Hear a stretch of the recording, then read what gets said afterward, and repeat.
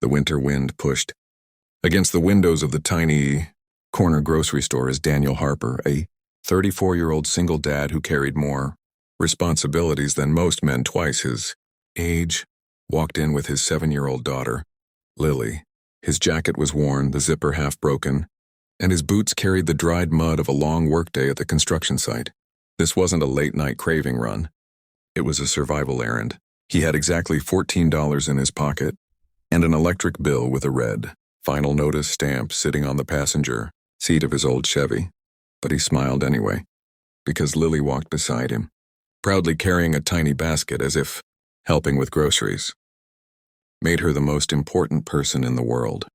The store was unusually quiet, aisles nearly empty, shelves thin, another reminder of the rising food prices Daniel tried so hard to keep up with. He whispered to Lily, "Just the essentials, Princess," and they carefully filled the basket, a loaf of bread, eggs, a small jar of peanut butter, and a carton of milk. When they reached the counter, Daniel noticed something immediately. The cashier, a young woman with dark circles under her eyes and a name tag that read, Anna, was trying to scan items, but her hands were trembling so violently she kept missing the barcode. She apologized twice under her breath, but her voice cracked, and tears shimmered at the edges of her lashes.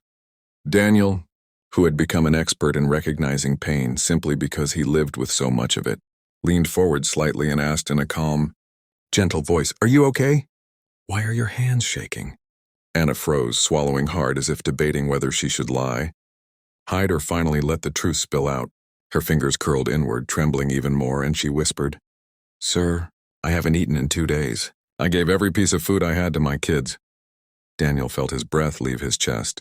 It was a confession he hadn't expected, one that mirrored his own past, struggles when Lily was just a baby and he was learning how to be a father alone. Anna continued, wiping her face quickly, embarrassed by her own vulnerability. "My shift ends at midnight. I'll get paid Friday. I was hoping I'd make it until then, but I guess my body is giving up before my will does." The tremor in her voice was deeper now, raw, breaking through every wall she'd tried to build. The silence in the small store grew thick. Lily tugged Daniel's sleeve and whispered, "Daddy, she's hungry."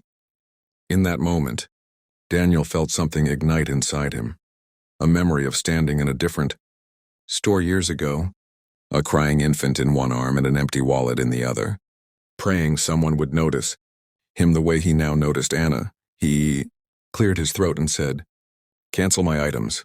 Anna panicked immediately. "No, sir, please, your little girl needs her food." "I'm fine, really, please don't." But Daniel shook his head. "Cancel them." Her hands fumbled across the register as she voided the order.